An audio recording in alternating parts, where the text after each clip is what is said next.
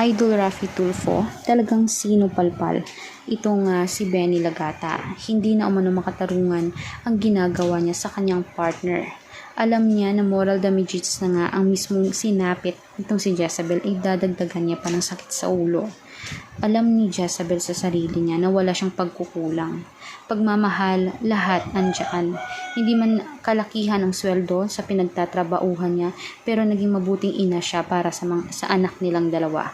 Kaya ngayon, lalaban na nga ng patas si Jezabel. Nais niyang makulong itong ka-live-in partner niya dahil matigas nga ang ulo. Ayaw bumalik sa kanya, ayaw niya maging buong pamilya nila. Mas mahal pa niya yung pangalawa kaysa sa kanya na halos 9 taon silang magsama sana.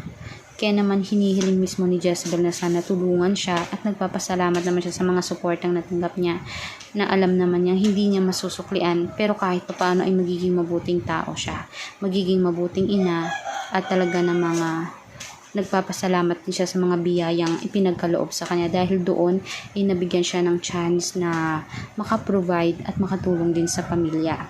Talaga namang mabuti ang nasa itaas. Walang akmang hindi mabuti dahil kapag ikay mabuti, mabuti din mismo ang darating sa iyo. Maniwala ka o sa hindi, lahat ng pagtitiis ngayon ay may kaukulan o may kaakibat na magandang balik yan. Kaya anong makukomento nyo dito? Agree ba kayo dito na wag nang balikan si Benny Lagata?